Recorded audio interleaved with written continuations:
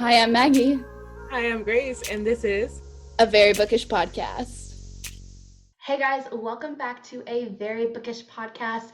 This is episode 73, and we have another author guest. I feel like this month has been just authors. We've literally had authors back to back to back, and we are so excited to talk to this author because y'all know me. I'm a dark romance fiend. I feed off of dark romance. I love dark romance. Grace, I'm trying to convince her. I'm trying to convince her to like dip her toes into the water. She's getting little there. by little. My She's in dark Mafia. romance level is increasing. It's getting darker little by little. It takes some time. You can't just jump into the deep end and I then did. you did, and it was not a good experience, right? You had to That's retract true. some levels. That's true. Anyways, we have as our special guest, we have Alta Hensley. How are you? I'm good. Thanks for having me. Yes. Awesome. So as we said, dark romance. Do you want to tell us a little bit about your author journey and a little bit about yourself? Grace, I was gonna say, can you pronounce your name? Because I'm pretty sure it's Alta, and I don't know. Yeah, it's Alta. Oh, I Alta, said it. Oh my gosh! You know what?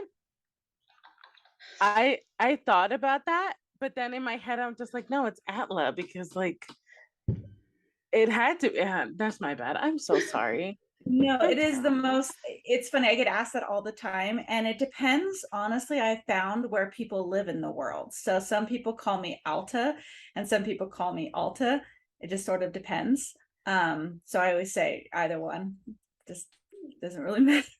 But yeah. Thank you. Our special guest this week is Alta Hensley. She is a dark romance author. So welcome, Alta. I'm from the Midwest, so this is how I'm gonna say it. But if you wouldn't mind sharing some of your, like, who you are, what you write, and kind of basically anything you want to tell us about yourself and our listeners. Sure. I've been writing since 2010. So I have been doing this for a very long time. I probably started writing full-time as my profession 2017. And I write dark romance. I have sort of my, I guess, tagline is hot, dark, and dirty. So I write very spicy and very lots of chili peppers around my writing. Not PG at all. And so I lost count. I think I have over 40 books, maybe 30 books. I've been in lots of anthologies, and I've been doing this for a while. It's been fun. It's been a fun journey. I write dark, but I write all different stages of the dark. So I call it gray romance too. So not all my stuff is super dark. So it'd probably be great, like getting your feet wet type dark. And then I have some darker stuff, but I don't necessarily say I'm pitch black. At least I haven't written anything I consider pitch black yet, but definitely darker. So now to my question, how did you just decide when you started writing, I'm just like, I'm gonna do romance and that's what I'm gonna stick to? Or did you like try other genres and then you decided, you know what, it's not working out, and then you went to romance and then that's what you started publishing? Like, what was your journey into that? Yeah, I started with romance. Actually, I wrote my first book, and it was sort of in the BDSM realm, and it was definitely around the 50 Shades of Grey time period as well. And I just found my niche right there. I didn't know what dark romance was. It was actually my reviewers and other people started telling me I was a dark romance author, and I sort of became branded by my readers. But no, I've always written as Alta. I've always written romance. I've always been spicy. And some, like I said, some books are not as spicy, some are super. It just sort of depends on how that story is. But yeah, no, I've always done this. I've started from the beginning and just sort of who I am. Definitely, I would say though, way back around 2010 and 11, my books were definitely more in the erotica categories. And then I started going more into the romance, toning it down just a little bit, not too much. And then it's funny with the changes, I feel like with Book Talk and a lot of the influencers, they're wanting the spicier, they're wanting us to bring back those erotic elements. So I'm down for that. Yeah. So I'm finding that I'm getting even spicier again. So like, I just feel like I'm kind of doing this a little bit, but I'm having a blast. Got it. Perfect. Okay.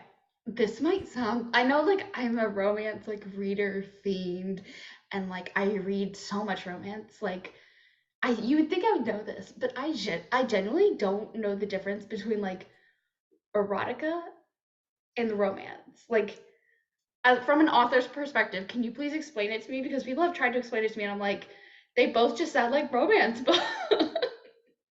Yeah, I mean, I agree with you. It's a hard definition, and I guess it depends on who you ask. A lot of people say romance is if there's still a plot, there's still a storyline that goes, and then the sex elements just enhance the book, but you could take the sex out and you'd still have a book. And then erotica is all sex driven. So if you took the sex out, you really wouldn't have much more of that, is how a lot of people define it and so forth. But you know, I've read a lot of books that are claiming to be romance, and whoo, man, they're they put my erotica book days to shame. So I think it just changes and it morphs through as time kind of changes too. So it's definitely that usually balance. it's if there's a solid plot, I think it's considered romance. Okay, that makes sense, because like I feel like a lot of people, a lot of haters usually are just like, you're just reading straight up porn and you're just reading straight up erotica, and we're just like, well, no, there's a lot of plot in there, you know. And so I think there's a lot of backlash trying to find the balance between the two, which there is nothing wrong with some straight up good erotica, because, you know, sometimes you just need the hit, you know, and then sometimes you definitely want the plot interwoven. You do want it to mesh well. And I think people who, writers who end up finding that perfect balance, once you find that author, that's like your go-to, and that's who you trust. And so have you ever found it a little difficult to balance the two, to balance plot and to balance, you know, the spice, or like, you know, all of the other scenes? Has it ever been hard trying to fit both in there, or maybe too much of one? Yeah, I mean, I get asked to be in a lot of like projects or anthologies or worlds, and the first thing I'll ask them is what spice level do they want, because or what heat level that they want, because sometimes they do want it to be toned down a little bit, or other times they don't. In fact, I was asked by Sky Warren to be in her world, the Midnight Dynasty world, and the first question I asked her was, what's the heat level of it? You know, what do you want it to be? And she said, bring it. She did not handcuff me at all. So but I do feel that I have to sometimes ask, because there is different degrees and different levels of not only the heat and the sexual elements, but the darker elements. So, and it just depends. And then when I'm writing it, it just how it comes together. The characters tell me how dark they're going to be. But I always say I like to give the villain his love story. and his happily ever after. So my books tend to be dark because I start off with the villain as my hero. Nice. I And mean, that premise alone, starting with, because we follow the books for the hero, and Mhm. having that other aspect thrown in is very, very different. Yeah. And I gotta say, that part definitely intrigues me, Hmm. because it's just not a side. And there recently with book talk, there has definitely been that love of, like, the villain and the darker great character, who the one you don't really trust and stuff. Hmm. So that being the first that you're introduced to is definitely like, this it sounds scratches good. that itch. That's what it Yes. does. Yeah. It scratches the like, because Morally Gray Men is like the jam, at least on like book talk right now. Like, you post anything about a morally gray man and it just skyrockets. But I Yeah. did have a question, is it like has been sitting in the back of my brain, is you mentioned how in 2017 you became a full-time writer, but you've been writing since 2011. How did you decide that you would make writing your full-time like career and your full-time job? Was there like to a certain point where you just couldn't keep up with it having a day job, or like what were kind of the main deciding factors from switching over to becoming like a full-time writer? Money. I mean, I was I had started just selling enough books that I was making as much money working my full-time corporate job, writing, and obviously writing was my passion and what I loved to do. Mhm. So it really came down to when I could make as much money as I was doing corporate, and I was doing it part-time, it sort of just made sense to see what I could do if I went full-time. Mhm. So I think that that's probably every author's dream to eventually do this full-time. So but we obviously have bills to pay and kids to feed and all of that stuff. So you know it was definitely when I felt financially that I could do it.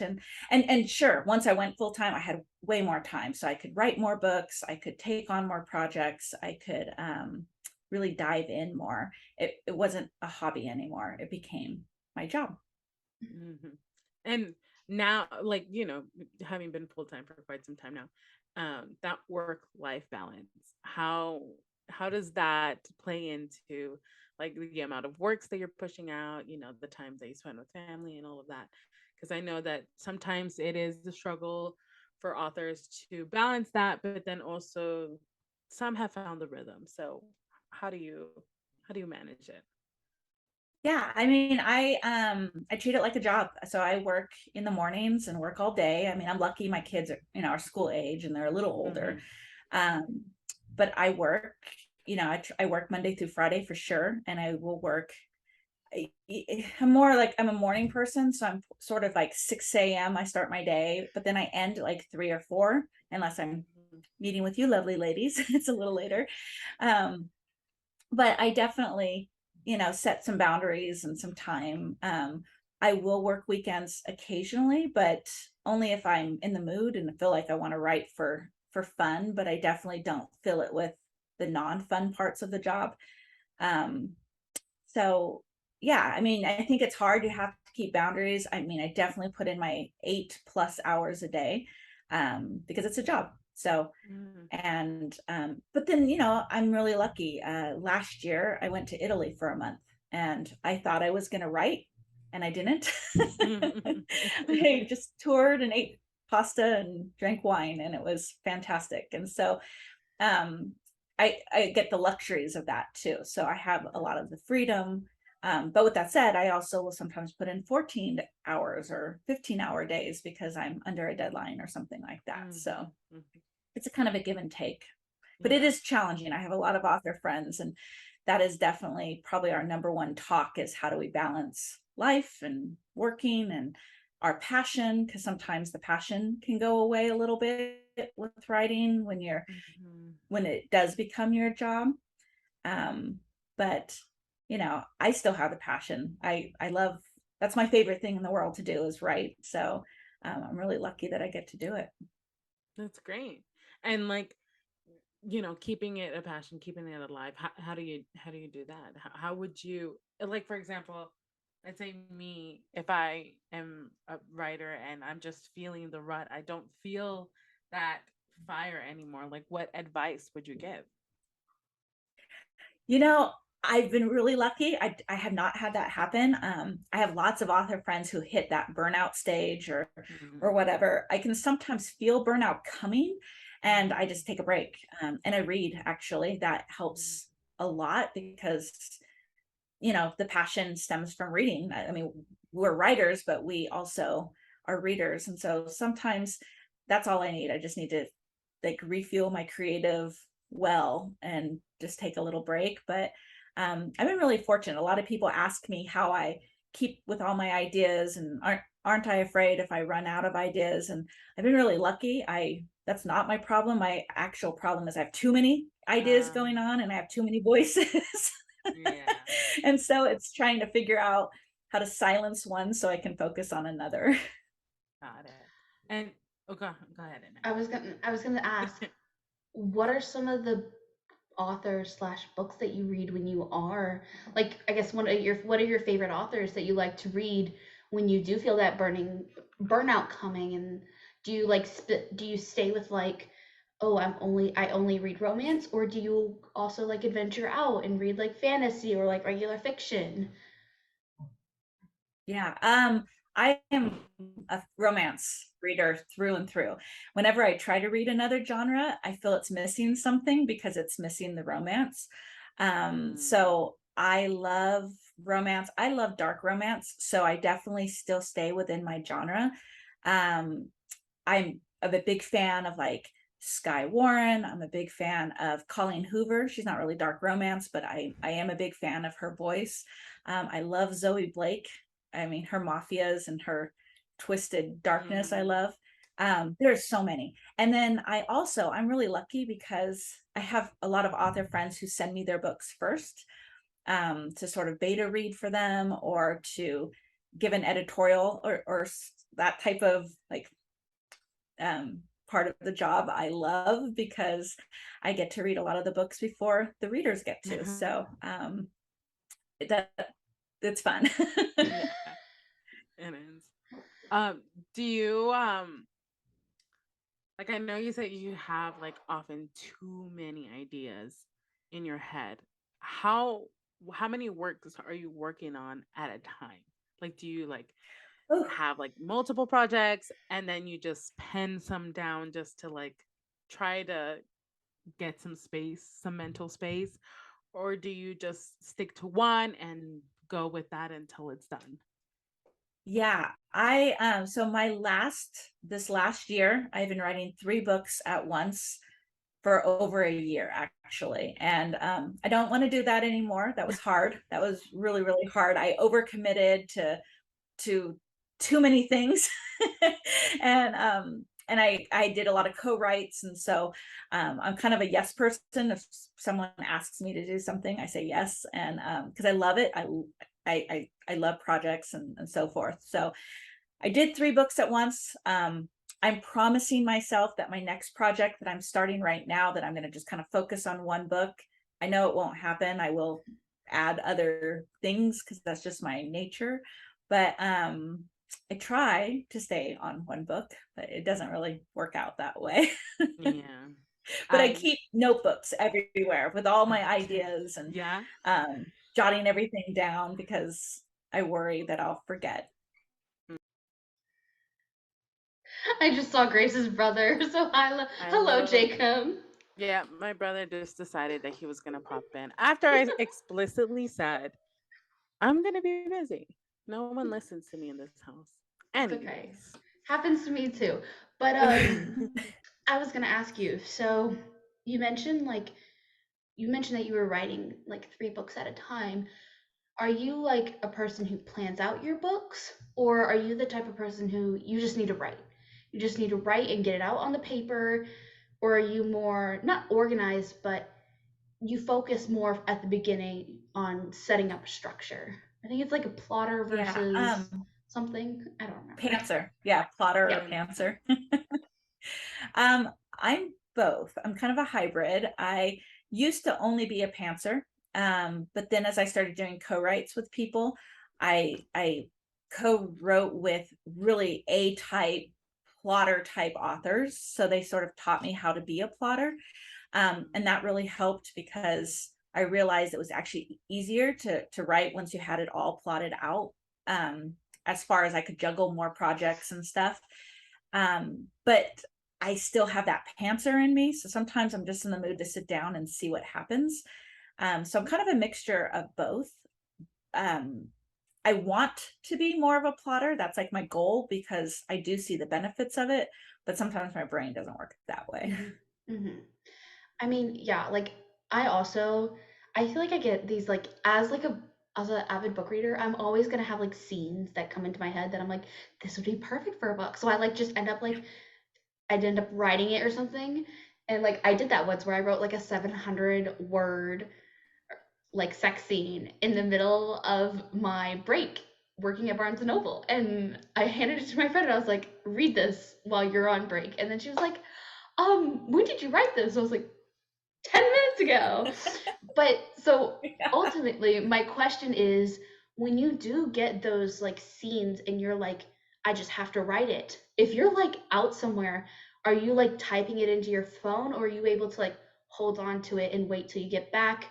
Or do you like need to jot it down as it comes to you? Both.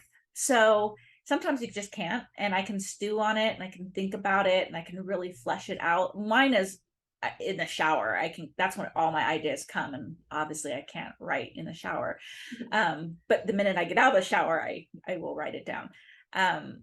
So yeah, it's kind of both. It's like sometimes I just have to because I'm scared I'm going to forget it because it's that good. And other times an idea will come to my head and then I stew on it. And I'll stew on sometimes some of my books I will have stewed on that concept for over a year because it's percolating in my head. And then others just it comes really, really fast. So I wrote a book, my Secret Bride trilogy actually took 2 years of writing, and it was and not of me writing, it was of the stewing. It was this story sort of kind of working its way in and fleshing out, and it took 2 years to get that, whereas I can write another book in a month. Just it flows out of me. So yeah, I'm sort of both. But it's the best feeling when it comes fast and furious. I love that. Yeah, because I feel like I've had moments like that where it's just like, oh yeah, this scene is going so great. I could totally write a whole book right now in this one sitting. And then all of a sudden it just like you lose gas and it's like a car sputtering to a stop. And then it becomes that thinking, that overthinking of what else, what comes next, how do I continue this? So that kind of stewing and like thinking about it and trying to make it work, it's definitely relatable too. Definitely, for sure. Yeah. And sometimes I'll say I feel like I'm walking through mud, and that's when I know I need to stop because I'm forcing the book. I can't force it. It's just I feel like it's too muddy is what I always say. It's too muddy. Yeah. And then I'll stop and usually take a shower, and all of a sudden it's not muddy anymore. Yeah. And then it just comes all clear and clean, just flowing through. That's awesome. When you're writing, do you usually have like specific, like for our readers who don't know, like specific tropes that you usually gravitate towards, and then it kind of branches out and feeds on into something else, or do those things kind of come to you as you're writing? Yeah, no, I love enemies to lovers. That's sort Mm-hmm. of my go-to jam. I love captivity. I love kidnapping. I love forced situations. Because I'm a dark romance author, I like dark settings. So I tend to like more of the gothic elements, I like a manor on a cliff overlooking the sea type things. I like ghost towns or just some little darker elements, secret societies, that type of stuff. I like to already have my characters in a dark setting for me to then like grow from. So Mhm. and because I like I said, I like to give the villain his happily ever after, you know, the heroine's not going to like the villain from the beginning, so it's definitely enemies to lovers. Mhm. Definitely, for sure. Um, sorry. Do you? I know that when you're writing, usually it comes from things that you're inspired by, things in like media that you watch, books that you read, and things like that. Um, do you tend to gravitate towards media and books like that to kind of feed that little darkness need that you have for like your creations? Like, do you watch Yeah. shows? What's your Yeah. favorite shows that you watch? Things like that. Yeah. I mean, I'm a big reader, so I Mhm. definitely I will read all of my comps, as we call it, so all of the authors and books that are sort of within my genre. I love to read for research, but also because it's my passion. I'm a big Netflix binge reader or binge watcher.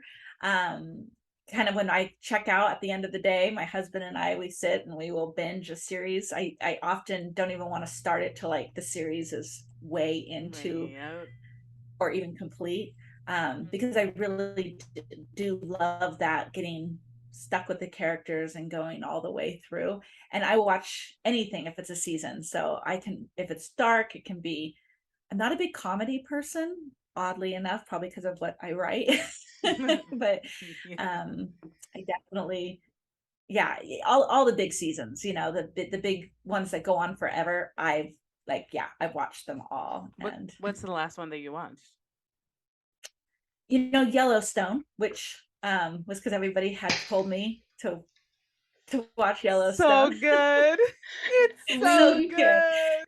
we are fans. We are big fans of Yellowstone yeah, here. Yellowstone is like You our love. jam. yeah. The character Beth is epic. And so yeah, and she has gotten my muse going for a future character kind of based on Beth. So actually in 2023, there's a character I'm writing that my inspiration actually stems from her a That's lot. Ooh, So awesome. that's That's exciting. me and my mom watched the show together because we first like my mom, my dad, and I we watched 1883 first because like they mhm, saw that it was like the first show and my dad's a big Western guy. So we started watching that and then I got my mom into Yellowstone because I saw the buzz. I'm like, I want to start watching it. So we watched the whole thing of Yellowstone. We were devouring it before we would go to yeah, work in the mornings. And it was so hard to slow down because the last season hasn't like been released or yeah, anything. And we're just like, how are we gonna live without this? It's so hard. And Beth was literally one of our most favorite characters. yeah, Anytime she was on the scene, it was absolutely like I love characters like her because just that mhm, like dark and gooiness of her, like her whole character, and she yeah, has a total right. Like there is nothing this woman has not been through, and she still there is surviving. Like, come on, her right. quips, it's just I love her so much. So I'm glad that you like it too, and I'm excited now. Yeah, I'm and she's the super excited. epitome.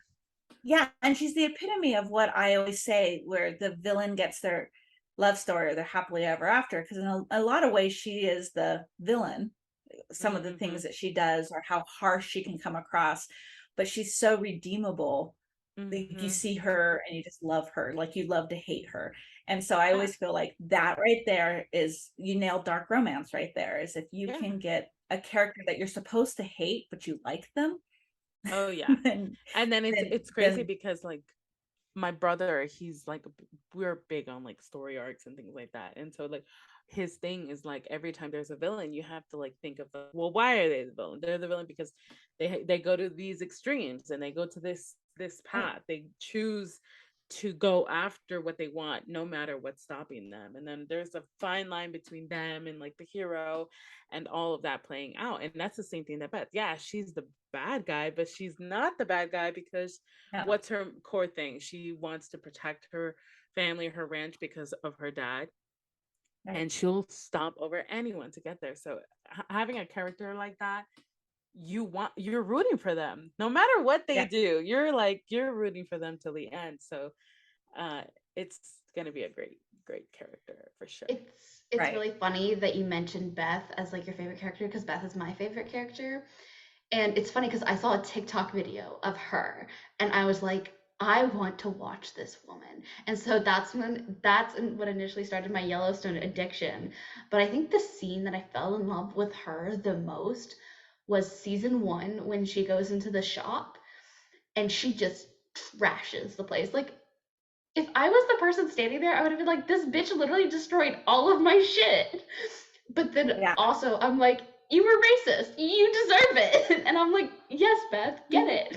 And the way she's just so badass and she's unapologetically herself and she's not afraid to be what men would perceive as being a bitch because she can come off harsh, but if a man was in that position, they wouldn't be saying those things.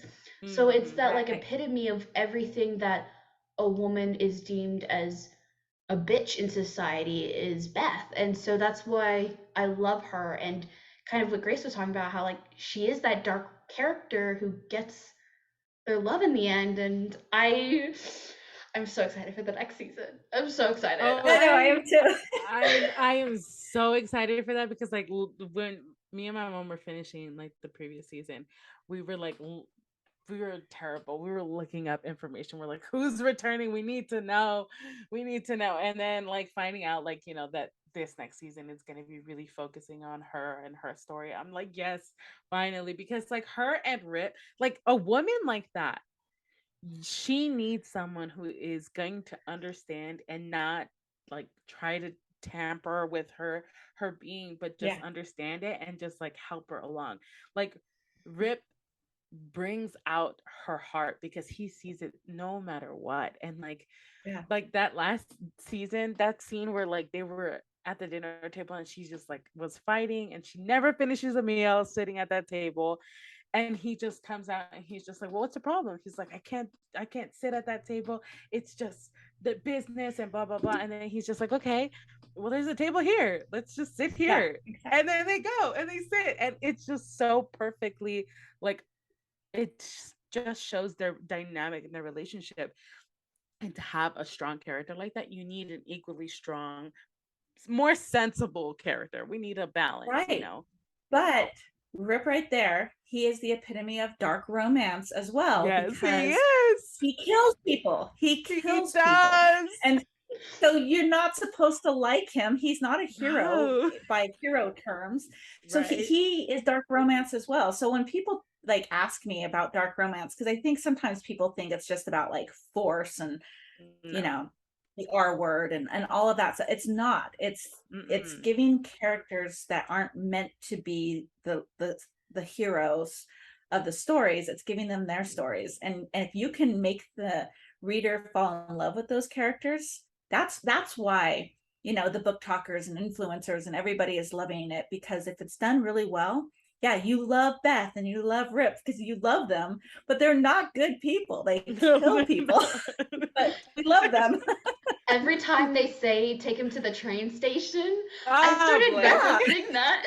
I started referencing that in like my real life, and people don't understand it who haven't watched Yellowstone. And I'm like, be careful, I might send you to the train station.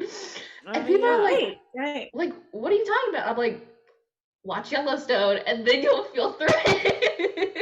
Yeah. And that dynamic, that character arc for like dark romance readers is why we love it, because not everybody is like uppity clean and boy scout-y and like I don't know, like Clark Kent Superman-y type of hero. No one is like that. That is a dream to be like Right. that. Everyone Right. is messed up. Everyone has like this darker in them. Some people have it really, really pitch black and some people not.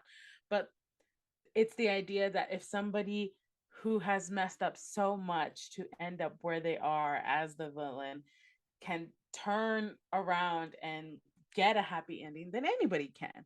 And that's why we Right. love it so much, because that growth, that development, that's what is so important as a reader, as a writer. We want to see the growth. We never want to stay stagnant, because that's boring and that's not realistic. That's not Mhm. reality in a sense. And yes, these Right. are books and they're fantasy, and of course we're not going to go around killing people, but the underlying theme of that change and that like metamorphosis of the character is Mhm. so important. And so darker romance is very appealing to me, though I have not gone so far into it, but I do like that danger. I do. I'm not so much into the starker romances that Maggie is into, but I do Yeah. like that sense of danger Stalker that romances have is me by the there. cuff. Like stalker romances are like my hands down my favorite. Yes, and That we time, big will time. we'll change you. We're gonna slowly pull you Yes. in, and you will I love feel the it. I dark feel side. it. I feel like already after this episode, I'm already gonna feel that pull to my Kindle, and it's just gonna start like scrolling through.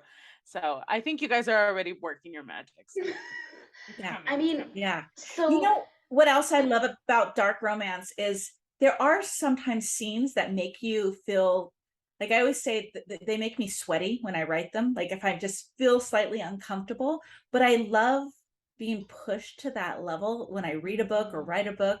The same thing, like the train station. I mean, that's so dark and twisty, or the things like that he does, and he has no, both of them. But that is what I love about dark romance too, is it takes you sort of to the edge. I always feel like you're kind of dancing on the cliff. And I yeah, I don't think I could actually ever even write a sweet romance if I tried, because it's just not in my DNA. Hard. Mhm. Ooh, hard. So besides like writing a love story for the villains, what are other aspects that you really like to put into that dark romance? Is it the fact that like yes, the villain can get the character story, but also it's kind of showing the darker side of humanity or something like that? Like what pulls you into writing dark romance and to write for so long dark romance? Mm-hmm. Yeah, I mean, I like um well, there's lots of things. So I do like to put in like kinkier elements of sex. There's, I don't do the vanilla level of sex. And I think that what's nice about dark romance is it sort of opens the doors to where I can do that, and I can really take risks and challenges, and I can push that envelope as well. Um, so I definitely I like to kind of raise the bar as far as like how spicy sometimes I can do it, or what scene can I take a scene a little too far. I like that. I like that challenge. And in fact, I was co-writing once with Zoe Blake, and we were actually in the same room when we were writing, and we were kind of going, oh yeah, well, I will raise you and I'm gonna do this. And just kind of, it was, and it's the dirtiest book we've ever written, and it was because literally we were sort of like challenging us to go a little darker and a little kinkier and dirtier, and it's just fun. What book was that? What book was that? It's a Snow White series, so you'll see Snow and Queen. Yeah, it's filthy. Okay, for sure. It's just filthy. We were both It's like, straight up. huh. So when you talk about like upping the ante for these sex scenes, how do you like not make every scene, because like it's obvious like in a relationship not all the sex is gonna be BDSM level, and sometimes you do have that more Mhm. intimate relations where it's more about the connection between two characters. So where do you find that balance of adding both that intimacy and the kinkiness to make us horny? Like how do you balance that out when it comes to writing? Honestly, the characters, it's how it happens. Sometimes like King of Spades, the hero or the villain or however you want to say. Nick Hudson. That by far is probably my favorite character I've ever written, and he's just a kinky. He is. It's funny as I'm writing it, and it's like he just kind of makes that happen. So the scenes in there are very, very, and I mean, in fact, when I sent it to Sky Warren and her team, I was actually waiting for them to send it back. Oh, saying you're no, waiting for like, no. this is too much. I was, and they didn't. They were like, all right, let's bring it. I mean, my editor definitely wrote notes like, I'm blushing here, and oh my God, what am I reading? I definitely got that the best feedback. kind of notes. Yeah. But then like the last book I just put out, Sick Crush, it doesn't have as many kinky scenes. It has more not vanilla. I don't write vanilla, but it definitely has more toned down scenes, and it's just, that's the way that the characters were. That's how it was sort of set up. I mean, as almost cheesy as it sounds, the characters just tell me, but it's sort of just as the vibe happens. You know, like for instance, Nick wrote himself in King of Spades, and it's getting like, then I wrote book 2 and it got even kinkier, and then book 3 I thought for sure the editor was going to write back and say, okay, you went too far, and no, she did not. It was just like, yes, please keep going. That's Yeah. awesome. Well, I mean, with the title like that, King of Spades, how would you not expect him to just take control and just make the story his own as you're writing it? So that's definitely on brand for that. For sure. Yeah. Well, and especially when I got the green light from, Sky, who is the owner of Dangerous Press, and she said, bring it. She said, bring your Alta game. I was like, all right, you asked for it. Like, okay. She said, challenge accepted. So have you noticed that with your readers, when you think that you've released like the sexiest book and you're like, I can never top this, have you ever gotten those readers who are like, more? Like, I want more. And you're like, how do I give you more? Have you ever had that before? No.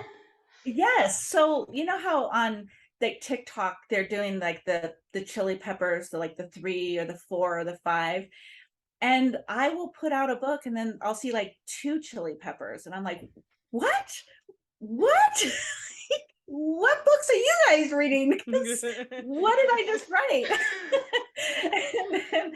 But then in the same breath, some of them will put like 5 stars or 5 chili peppers, but it is funny to kind of see that. But yeah, sometimes my readers, or I have an ARC team, an advanced reader copy team, and sometimes they'll come back and they'll say something like, it wasn't your hottest one, or oh my God, you turned up the heat. And sometimes it surprises me because sometimes, I expect that they think it's hotter. I think it's hotter than it is, and it's not. in their world, that level, the spicy level, is very different for a lot of readers. It's like, and it's super hard to find people who have very similar ratings as to you, because like I said, you think it's like, wow, this is incredible, and then you have readers who are just like, yeah, that was nice, it was a good kick. And then other people are just like, this is way too spicy for me. And it's just because, some people find build up and like the intensity as most like the spiciness that than the actual act. And other people are just like, I need this book to be completely porn. That's what I need. That's exactly what I need. And it's just like, finding those readers is always so hilarious to me, because it's just like, I'll look at a book and I'll look at like those videos too, and I'll just be like, oh my gosh, that was the spiciest book I've ever read. What are you talking about? One chili pepper. Yeah. That's me. I'm that person.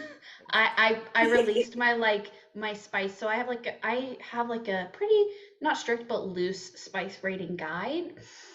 And it's on a scale of 1 to 5 spices. And I even go to 0.5, and I add 0.5s in between, because I like to differentiate between like 3. You got to have at least more than 2 people. Like, that's like my 3. So or like BDSM and other objects included is like my 3 spice. So yes, I am that person who's like, you can make it more spicy. Like, I believe in you. Yeah. Like, you can do it. Like, I know you're dirty. Like, I've seen your other books. You can get dirtier. And I always say that with authors. But kind of to change the subject, and I know this is like complete 180, but I literally keep going back to your Secret Bride series, and the covers yeah. for your Secret Bride series are beautiful, are gorgeous. Thank you. They scream dark romance. They scream like beauty and grace and dirtiness. Like, that's what they scream. They scream hot, dark, dirty is what they scream. But Yeah. what is your process of getting your book covers? Do you, I know some authors, they get their book covers first and then write the books, or they kind of some will base their cover off of how the book turns out. So what is kind of your process of selecting book covers and the editing process of generating a book cover? Yeah. So I get my covers first. The cover process for me is one of the most important processes, because it sort of begins everything for me. It does. Yeah. So I mean, once I get the covers, I have it up on my computer screens as my desktop saver. So yeah, I actually start off with the covers. I have a very, very clear picture in my head of what I want. I'm often called by a lot of people like a cover diva, because I really am. I'm not an easy author to work with in that sense, because I just have it very picture of what I want. I want sort of this artistic element, and I'm glad thank you for your compliment, because especially for that series, I wanted to have that sort of dark element, kind of have a psychological feel to it. But yeah, the cover is my favorite part, because that's the beginning of the book. So I love it. I don't always get a say in all the covers, just because if I'm working with like a publisher or something like that, they ultimately have the say. But I've been pretty lucky. And when I get to do it, in fact, my next series that I'm releasing next year, I'm meeting with the cover artist at the end of this month, and it'll be it's a process. We will talk about it. We will definitely go through lots of probably versions until it's just right. So oh yeah. And like you kind of mentioned that you have like this idea, this visual aspect of it that you already have.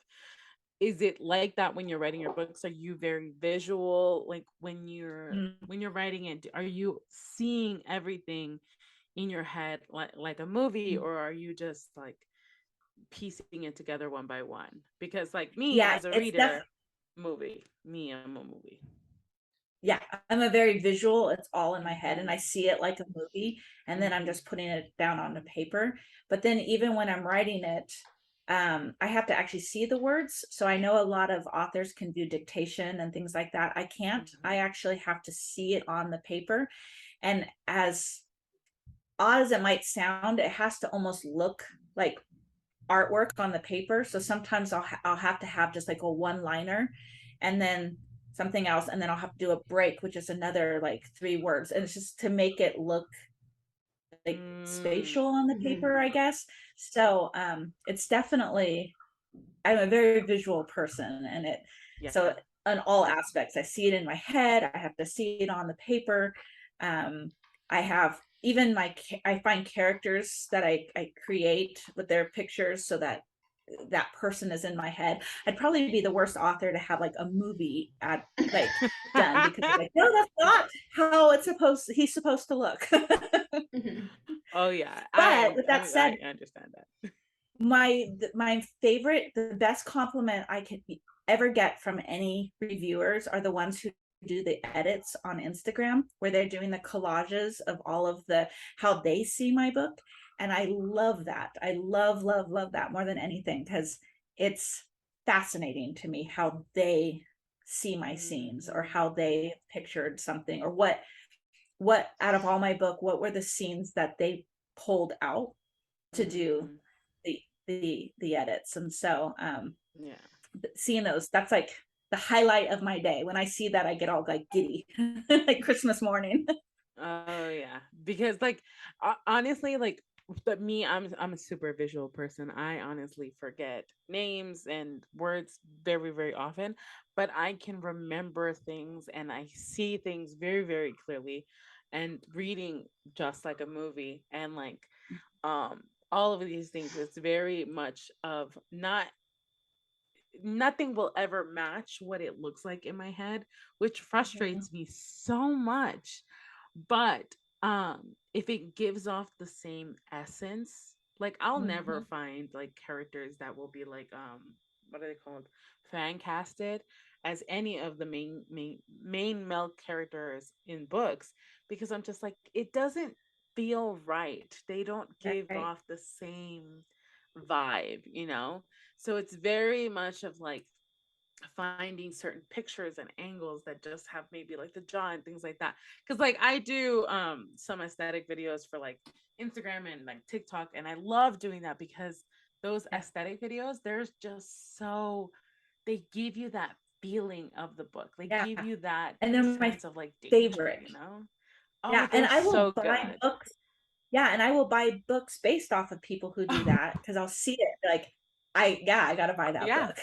book. Yeah, that's us too. As soon as I see a video and like maybe like two sentences from it, I'm Add to like, cart. add to cart. Just Add add it to cart.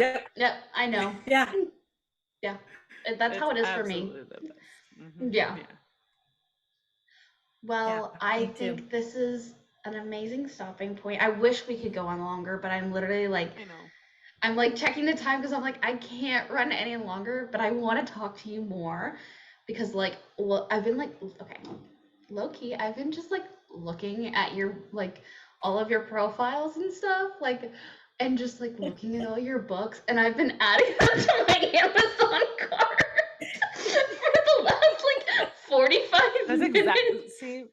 that's exactly what she's been doing. Add to cart. I've just been like looking through your website and I'm like, oh, this sounds good. Add to cart. Add to cart. Add to cart. Add to cart. I mean, that's kind of the person I am. I'm a very cover person. So if I look at the cover and I'm like, yes, add to cart. I don't even need to know what it's about. I just add to cart. Sorry. So that's a complete testament to you and all your hard work, making sure that that cover is exactly right. So Yeah. good job. Yeah. Good job. Thank you. And thank you guys for having me. It's my very first podcast. So Yes. You guys broke me in. Yes, and thank you to all of our the listeners. first of many. Yeah, thank you to all of our listeners who have been listening. So if you want to get Alta's books, I'll make sure to link everything down below in the description. It will have a link to her Goodreads, her Facebook, Amazon, Twitter, website, Instagram, BookBub, TikTok, and you can join her mailing list as well. That will also be included. Sorry, I always have to tell people that it's just down in the description because you never know, they might want to find you, and they're like, where can I get it? I want to get it now. They're like me. They're like I need this now, and I'm like, here, I'll provide you the avenue to read it now. So thank you to everybody who has been listening. Next week we don't know who's on. Don't ask me. It's up in the air.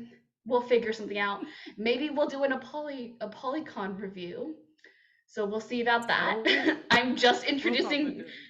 We'll probably talk about that. But thank you to everybody who has listened. Thank you, Alta, for coming on. Thank you so we much. will Really see you guys next week. Bye. Bye, everybody. Bye.